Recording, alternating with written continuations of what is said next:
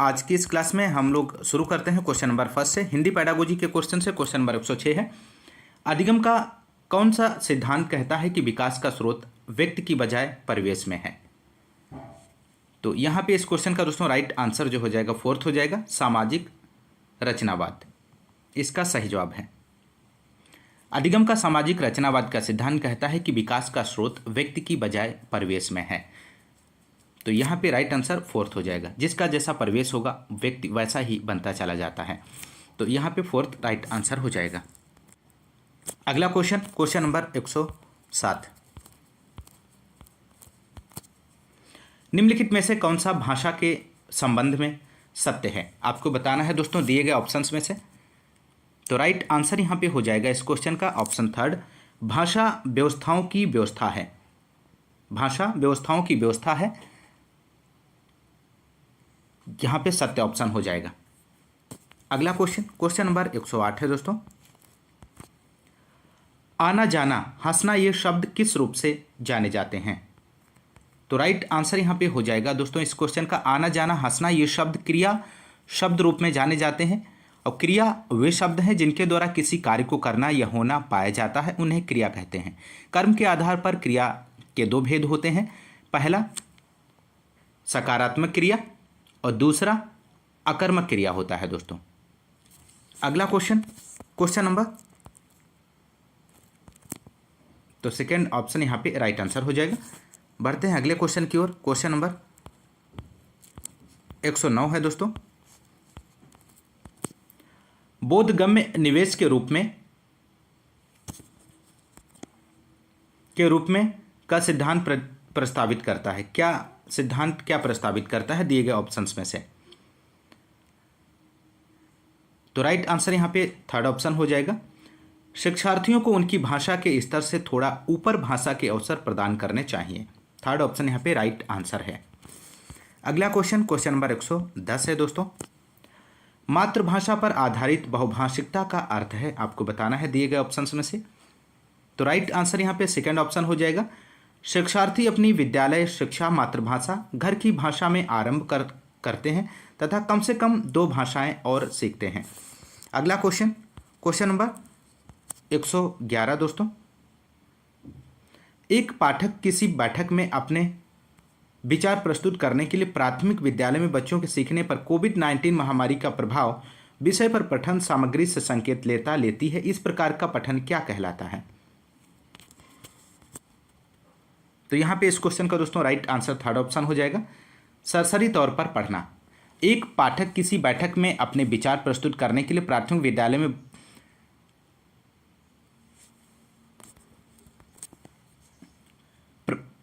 विद्यालय में बच्चे से सीखने पर कोविड-19 महामारी का प्रभाव विषय पर पठन सामग्री से संकेत लेती है। इस प्रकार का पठन सरसरी तौर पर पढ़ना कहलाता है। तो ध्यान रखिएगा ऑप्शन थर्ड राइट आंसर है। Question number 112। एक श्रोता किसी विचार को सुनते समय मुख्य बिंदु सुनता है, अनुमान लगाता है, निष्कर्ष निकालता है और सारांशीकरण करता है। इन युक्तियों को क्या कहा जाता है? तो राइट आंसर फर्स्ट हो जाएगा, अधोमुखी प्रक्रिया। अधोमुखी प्रक्रिया कहा जाता है दोस्तों इन युक्तियों को, ध्यान रखिएगा। अगला क्वेश्चन, क्वेश्चन नंबर 113। व्याकरण सीखने में कार्यविधिक प्रक्रिया आधारित ज्ञान है। दिए गए ऑप्शंस में से आपको सही विकल्प का चयन करना है। तो व्याकरणिक रूप किस प्रकार करते हैं कि प्रति समझ बनाना तथा वैसा ही लागू करना व्याकरण सीखने में कार्यविधिक ज्ञान है। तो सेकेंड ऑप्शन यहाँ पे राइट आंसर हो जाएगा दोस्तों। अगला क्वेश्चन, क्वेश्चन नंबर 114। कक्षा 7 की एक अध्यापिका जब व्याकरणिक विषय वाच्य पढ़ा रही है तब शिक्षार्थियों को एक कहानी पठन सामग्री पढ़ने के लिए कहती है जिसमें कर्तवाच्य से संबंधित अनेक कथन वाक्य आए हैं और उन्हें कर्मवाच्य में बदलने के लिए अपनी सहायता देती है। वह उन्हें स्वयं से करने के लिए और अनेक उदाहरण देती। तत्पश्चात वह कर्तवाच्य में बदलने के तरीके तथा कैसे क्रिया का रूप बदलना है तथा कर्मवाच्य में बदलते समय कर्ता के साथ द्वारा अथवा के द्वारा आदि लगता है यदि की ओर ध्यान खींचती है। इस तकनीकी को किस रूप में जाना जाता है? तो राइट आंसर यहाँ पे दोस्तों हो जाएगा ऑप्शन सेकेंड, सचेतनता में वृद्धि। अगला क्वेश्चन नंबर 115 है दोस्तों। निम्नलिखित में से कौन सा संस्थात्मक लेखन के अंतर्गत नहीं आता है? तो राइट आंसर यहाँ पे इस क्वेश्चन का हो जाएगा सेकेंड, सी और डी यहाँ पे राइट आंसर हो जाएगा। शोक संदेश तथा डायरी प्रविष्ट संस्थात्मक लेखन के अंतर्गत नहीं आता है, सेकेंड ऑप्शन सही जवाब है। अगला क्वेश्चन नंबर 116 है। कल्पना कीजिए कि किसी कहानी में आपका वर्णन है। आपके मित्र को अपने उस दिन का अनुभव बताते हुए पत्र लिखिए। निम्नलिखित लेखन कार्य को क्या कहते हैं? तो राइट आंसर यहाँ पे थर्ड ऑप्शन हो जाएगा, एक्स्ट्रा पोलेटिव लेखन, किसी के स्थान पर स्वयं को रखकर कल्पना कर लिखना। थर्ड यहाँ पे राइट आंसर हो जाएगा। अगला क्वेश्चन नंबर 117। आधारभूत अंतः वैयक्तिक संप्रेषणात्मक कौशल को कहते हैं, क्या कहते हैं दोस्तों? राइट आंसर थर्ड हो जाएगा, दिन प्रतिदिन के संप्रेषण के लिए प्रयुक्त भाषा। अगला क्वेश्चन नंबर 118 है दोस्तों। एक लघु कथा पढ़ते समय कौन सी पठन के साथ की गतिविधि हो सकती है? तो राइट आंसर फर्स्ट हो जाएगा, शिक्षार्थी कहानी की घटनाओं के पूर्वानुमान के लिए चर्चा करते हैं। अगला क्वेश्चन नंबर 119 है। निम्नलिखित में से कौन सा एक काव्य का अंग नहीं है? दिए गए ऑप्शंस में से आपको बताना है। तो चरित्र चित्रण काव्य का अंग नहीं है, उपमा, बिंबा और रूपक काव्य का अंग है। तो राइट आंसर यहां पे सेकेंड हो जाएगा। Question number 120। भाषा आकलन का लक्ष्य किसे मापना है? तो राइट आंसर यहां पे हो जाएगा, भाषा आकलन का लक्ष्य शिक्षार्थियों की भाषा निपुणता को मापना है। फोर्थ राइट आंसर हो जाएगा। अगला क्वेश्चन नंबर अगला है, और ये जो आपका पेपर है 23 दिसंबर 2021 का है। इसके क्वेश्चंस को देखेंगे दोस्तों। Question number 106। मातृभाषा आधारित बहुभाषिकता समर्थन करती है कि क्या करती है? तो आपको बताना है दोस्तों। तो राइट आंसर यहाँ पे फर्स्ट हो जाएगा दोस्तों, सभी बच्चे अपनी विद्यालयी शिक्षा अपनी मातृभाषा अथवा घर की भाषा में आरंभ करते हैं।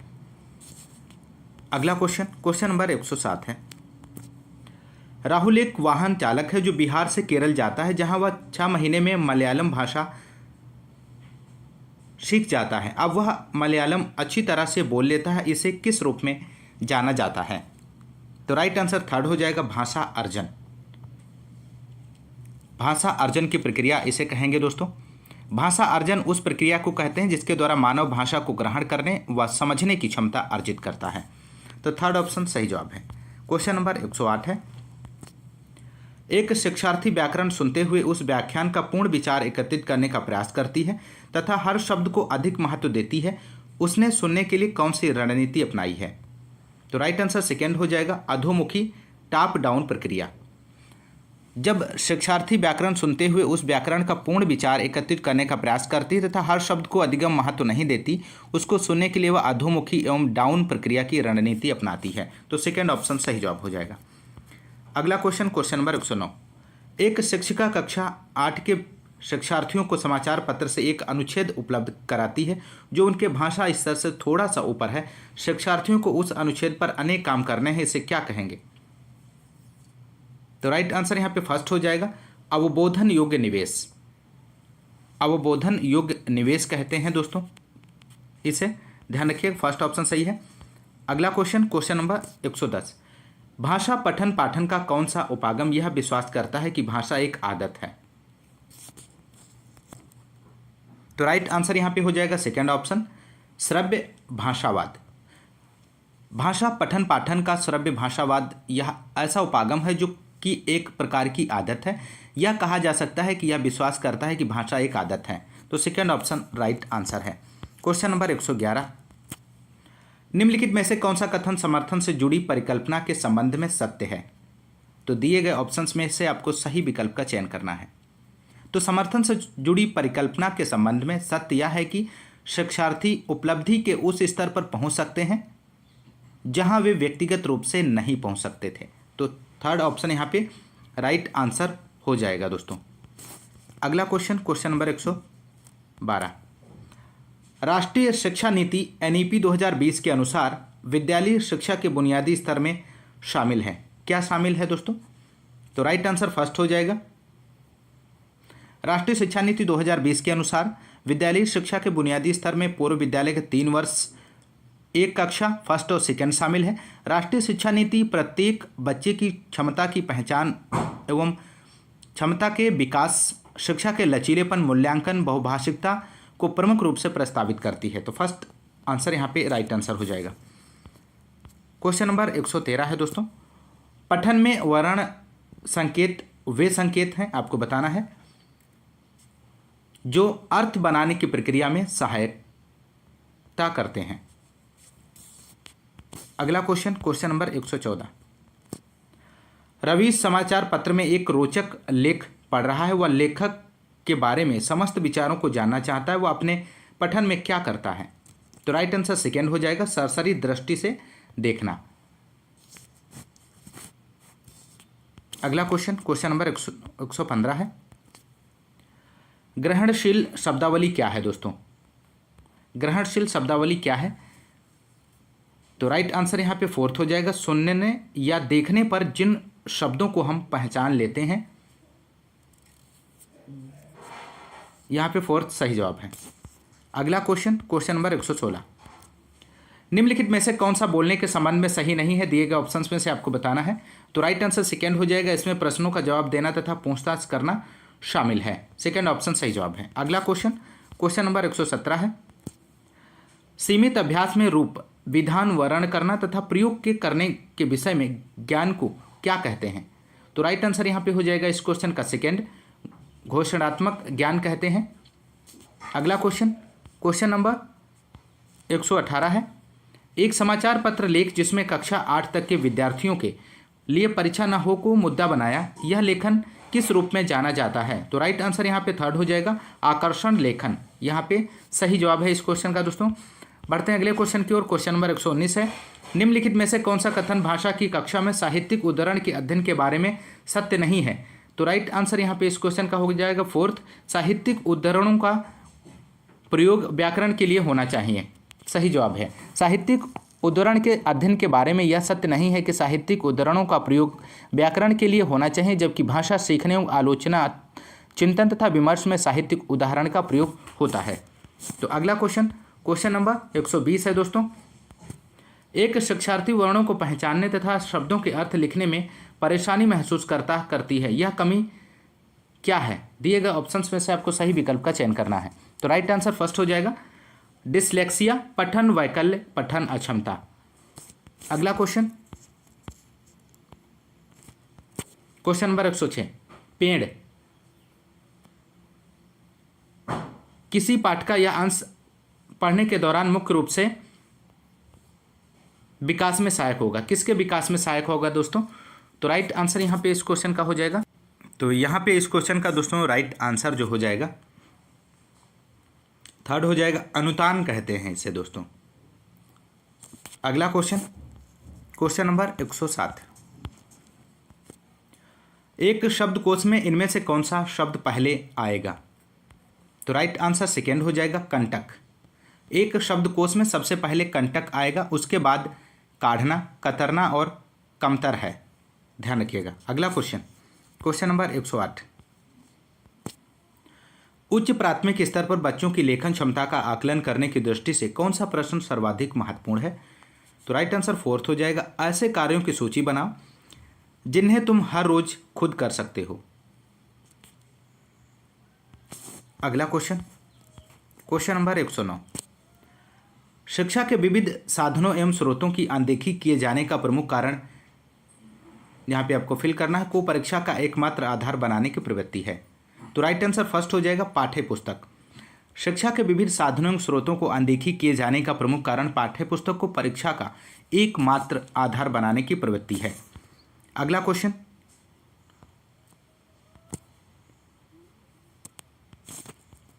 क्वेश्चन नंबर 110, पाठ्यपुस्तक में ही व्याकरण की समझ उत्पन्न करने का प्रयास करना चाहिए, यह कथन? तो राइट आंसर यहां पे सेकेंड हो जाएगा, पूर्णतः सत्य है। पाठ्यपुस्तक में ही व्याकरण की समझ उत्पन्न करने का प्रयास करना चाहिए, यह कथन पूर्णतः सत्य है दोस्तों, सेकेंड ऑप्शन सही जवाब है। अगला क्वेश्चन, क्वेश्चन नंबर 111, उच्च प्राथमिक स्तर पर सुनने की कुशलता का विकास करने में सबसे कम महत्वपूर्ण भाषण सुनाकर। तो राइट आंसर फर्स्ट हो जाएगा उसे दोहराना। भाषण सुनाकर उसे दोहराना उच्च प्राथमिक स्तर पर सुनने की कुशलता का विकास करने में सबसे कम महत्वपूर्ण है। अगला क्वेश्चन नंबर 112। उच्च प्राथमिक स्तर पर हिंदी भाषा सिखाने की प्रक्रिया में सर्वाधिक प्रभावशाली है। तो राइट आंसर सेकेंड हो जाएगा कहानियों का नाट्य रूपांतरण। कहानियों का नाट्य रूपांतरण उच्च प्राथमिक स्तर पर हिंदी भाषा सिखाने की प्रक्रिया में सर्वाधिक प्रभावशाली है या प्रभावी है। अगला क्वेश्चन नंबर 113। आकलन की प्रकृति आपको फिल करना है और उत्तरदायी पूर्ण होनी चाहिए। तो आकलन की प्रकृति मानवीय, पारदर्शी और उत्तरदायी पूर्ण होनी चाहिए। थर्ड ऑप्शन यहाँ पे राइट आंसर हो जाएगा। अगला क्वेश्चन नंबर 114 है। रूपा छठी कक्षा में बच्चों के साथ अक्सर अनौपचारिक बातचीत करती है। वे इसके माध्यम से किसके माध्यम से दिए गए ऑप्शंस में से। तो राइट आंसर फोर्थ हो जाएगा बच्चों को सुनने बोलने के अवसर देती है। तो रूपा छठी कक्षा में बच्चों के साथ अक्सर अनौपचारिक बातचीत करती है। वे इसके माध्यम से बच्चों को सुनने और बोलने के अवसर देती है। तो राइट आंसर यहाँ पे फोर्थ सही जवाब हो जाएगा। Question number 115। व्याकरण शिक्षण की निगमन पद्धति किस पर सर्वाधिक बल देती है आपको बताना है दोस्तों। तो व्याकरण शिक्षण की निगमन पद्धति नियम पर सर्वाधिक बल देती है। तो राइट आंसर यहाँ पे सेकेंड हो जाएगा, नियम पर बल देती है, क्योंकि इसमें सबसे पहले नियम बताए जाते हैं। निगमन का मीन्स होता है नियम, पहले नियम बताए जाते हैं उसके बाद उदाहरण प्रस्तुत किए जाते हैं। तो राइट आंसर सेकेंड ऑप्शन हो जाएगा। अगला क्वेश्चन नंबर 116 है। कोई भी विषय कार्यक्षेत्र आपको फिल करना है जानने योग्य नहीं होता है। तो राइट आंसर यहाँ पे इस क्वेश्चन का हो जाएगा सेकेंड, भाषाई। कोई भी विषय कार्यक्षेत्र भाषाई रूप ना जानने योग्य नहीं होता है। सेकेंड ऑप्शन सही है। अगला क्वेश्चन नंबर 117। उच्च प्राथमिक स्तर पर प्रश्न पत्र में प्रश्नों को महत्व देना चाहिए। तो किस प्रकार के प्रश्नों को महत्व देना चाहिए। तो राइट आंसर यहाँ पे सेकेंड हो जाएगा, जो स्व अभिव्यक्ति के लिए प्रेरित करें। उच्च प्राथमिक स्तर पर प्रश्न पत्र में प्रश्नों को महत्व देना चाहिए जो स्व अभिव्यक्ति के लिए प्रेरित करते हैं। क्वेश्चन नंबर 118 है। विज्ञापनों, पोस्टरों और भाषा के अन्य उपयोगों का फिल करना है कक्षा शिक्षण में किया जाना चाहिए। तो राइट आंसर यहाँ पे सेकेंड हो जाएगा, विश्लेषण। विज्ञापनों, पोस्टरों और भाषा के अन्य उपयोगों का विश्लेषण कक्षा शिक्षण में किया जाना चाहिए। विश्लेषण विधि एक शिक्षण विधि है जिसमें किसी समस्या को छोटे छोटे भागों में विभाजित किया जाता है, उसके बाद समस्या के बारे में अध्ययन किया जाता है, फिर उसके निष्कर्ष पर पहुंचा जाता है। इस प्रकार के शिक्षण विधि को विश्लेषण कहते हैं। ध्यान रखिएगा दोस्तों, एक विश्लेषण होता है और दूसरा संश्लेषण। विश्लेषण का मतलब होता है छोटे छोटे टुकड़ों में तोड़ना और संश्लेषण का मतलब होता है जोड़ना। अगला क्वेश्चन नंबर 119 है। पूरक सामग्री आपको फिल करना है आकलन में शामिल किया जाना बेहतर होता है। तो राइट आंसर सेकेंड हो जाएगा, सतत। पूरक सामग्री को सतत आकलन में शामिल किया जाना बेहतर है। सतत का शाब्दिक अर्थ लगातार होता है। इस तरह सतत मूल्यांकन लगातार पूर्ण रूप से चलने वाली प्रक्रिया है। इसके अंतर्गत बच्चों का आकलन सतत एवं नियमित रूप से किया जाता है। क्वेश्चन नंबर 120 है दोस्तों। पहली भाषा की जानकारी बच्चों को दूसरी भाषा के रूप में हिंदी पढ़ने में आपको बतानी है दोस्तों, मदद करेगी। ऑप्शन फर्स्ट सही जवाब है। पहली भाषा की जानकारी बच्चों को दूसरी भाषा के रूप में हिंदी पढ़ने में मदद करेगी। फर्स्ट ऑप्शन यहाँ पे सही जवाब हो जाएगा। अगला पेपर आपका जो है 20 दिसंबर 2021 का है और इस पेपर के भी हिंदी पेडागोजी के क्वेश्चंस को देख लेते हैं दोस्तों। क्वेश्चन नंबर 106 है। भाषा क्या है आपको बताना है दोस्तों। तो यहाँ पे राइट आंसर हो जाएगा, तो यहाँ पे दोस्तों इस क्वेश्चन का सही जवाब हो जाएगा भाषा नियम संचालित एक व्यवस्था है जिसके द्वारा मनुष्य बोलकर, सुनकर, लिखकर व पढ़कर अपने मन के भावों या विचारों का आदान प्रदान करता है। दूसरे शब्दों में हम कह सकते हैं कि सार्थक शब्दों के समूह या संकेत को भाषा कहते हैं। तो राइट आंसर फर्स्ट यहाँ पे थर्ड ऑप्शन हो जाएगा दोस्तों, नियम संचालित व्यवस्था है। अगला क्वेश्चन नंबर 107 है दोस्तों। एक अध्यापक कुछ क्रियाएं करता है। शिक्षार्थियों को निर्देश है कि इनका अनुसरण करें। उन्हें किसी भी प्रकार से बोलने की मनाही है। इस विधि को किस रूप में जाना जाता है? तो राइट आंसर यहाँ पे हो जाएगा दोस्तों, सेकेंड ऑप्शन यहाँ पे सही जवाब हो जाएगा, समग्र शारीरिक प्रतिक्रिया। इसका सही जवाब है समग्र शारीरिक प्रतिक्रिया विधि में शिक्षक कुछ प्रक्रियाएं छात्रों के सम्मुख करता है और वह शिक्षार्थियों को अनुसरण करने का आदेश देता है कि वे केवल अनुसरण करें। इस विधि में बालक केवल अनुसरण करता है, परंतु वह बोलकर या अन्य क्रियाकलापों का प्रयोग इस विधि के अंतर्गत नहीं कर सकता। क्वेश्चन नंबर 108 है।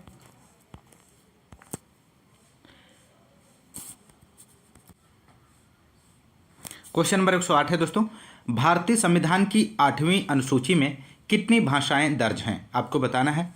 तो राइट आंसर यहाँ पे फर्स्ट हो जाएगा, 22 भाषाएं। भारतीय संविधान की 8वीं अनुसूची भारत की भाषाओं से संबंधित है। इस अनुसूची में 22 भारतीय भाषाओं को शामिल किया गया है। तो ध्यान रखिएगा, महत्वपूर्ण प्रश्न है दोस्तों। अगला क्वेश्चन नंबर 109।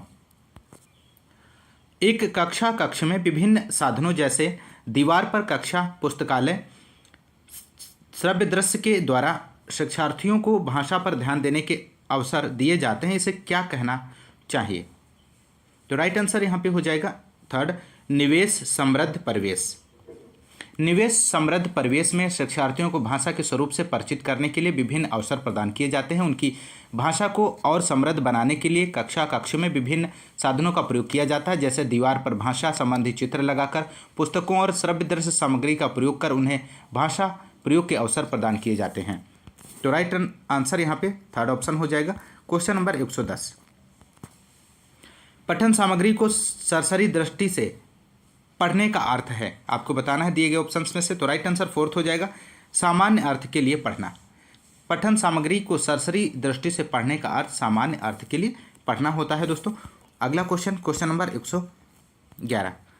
शब्द संपदा का प्रयोग उच्चारण तथा व्याकरण आपको फिल करना है। तो राइट आंसर यहाँ पे सेकंड हो जाएगा, शब्द संपदा का प्रयोग उच्चारण तथा व्याकरण रूप उन्मुखी भाषाई निवेश है। Question number 112।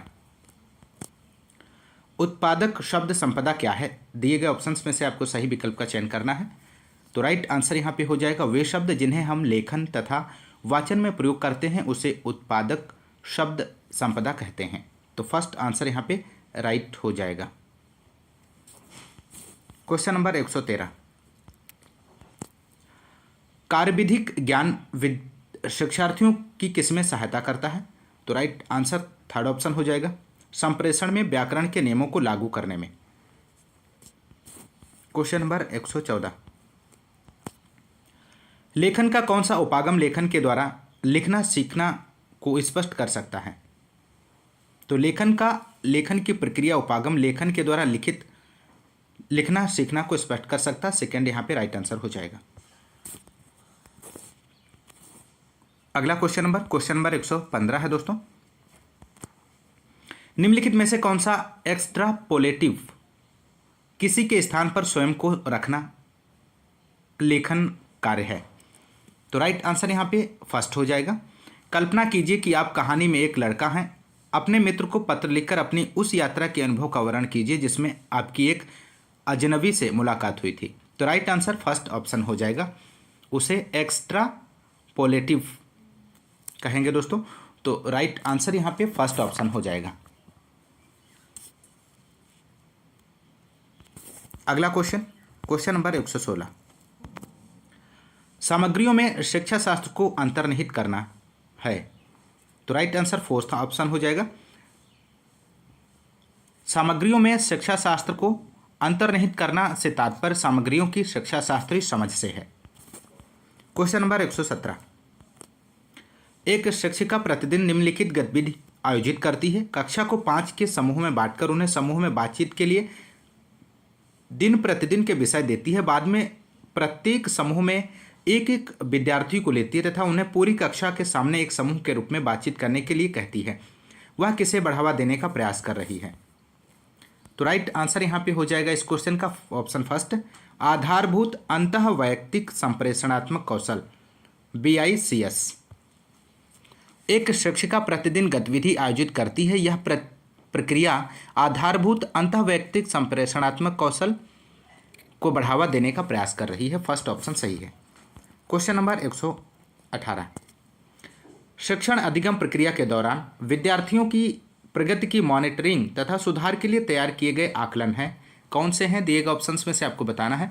तो अधिगम के लिए आकलन में शिक्षण अधिगम प्रक्रिया के दौरान शिक्षार्थियों की प्रगति की मॉनिटरिंग तथा उसमें सुधार के लिए आकलन किया जाता है। तो सेकेंड ऑप्शन यहाँ पे राइट आंसर हो जाएगा। क्वेश्चन नंबर 119, राष्ट्रीय शिक्षा नीति 2020 शास्त्रीय भाषा के अध्ययन को आपको फिल करना है के रूप में अनुमोदित करती है। तो राष्ट्रीय शिक्षा नीति 2020 शास्त्रीय भाषा के अध्ययन को एक अतिरिक्त विकल्प के रूप में अनुमोदित करती है। तो सेकेंड यहाँ पे राइट आंसर हो जाएगा। क्वेश्चन नंबर 120 है दोस्तों और अंतिम क्वेश्चन है इस क्लास का।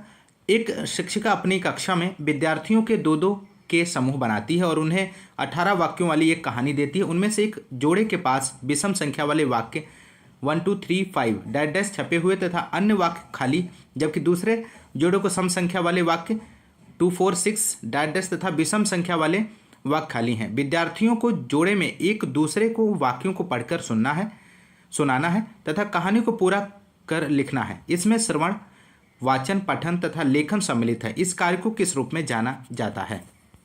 तो राइट आंसर यहाँ पे हो जाएगा दोस्तों फर्स्ट, पारस्परिक श्रुतलेख। यहाँ पे सही जवाब है। पारस्परिक श्रुतलेख में श्रवण, वाचन, पठन व लेखन सम्मिलित होता है। श्रुतलेख द्वारा विद्यार्थियों की व्याकरणिक समझ अर्थात शब्द निर्माण, मात्राएं, वाक्य रचना का आकलन किया जा सकता है। तो फर्स्ट ऑप्शन यहाँ पे राइट आंसर हो जाएगा दोस्तों ये रहे हिंदी पेडागोजी के 60 क्वेश्चंस जो आपके प्रीवियस ईयर 2021 ऑनलाइन परीक्षा पर आधारित थे दोस्तों यदि आपको क्लास पसंद आती है और आपको लगता है कि इसमें मेहनत की गई है तो आप बिल्कुल इस क्लास को ज़्यादा से ज़्यादा लाइक और शेयर करें दोस्तों आज की इस क्लास में बस इतना ही। मिलते हैं नेक्स्ट क्लास में, तब तक के लिए नमस्कार, जय हिंद, धन्यवाद।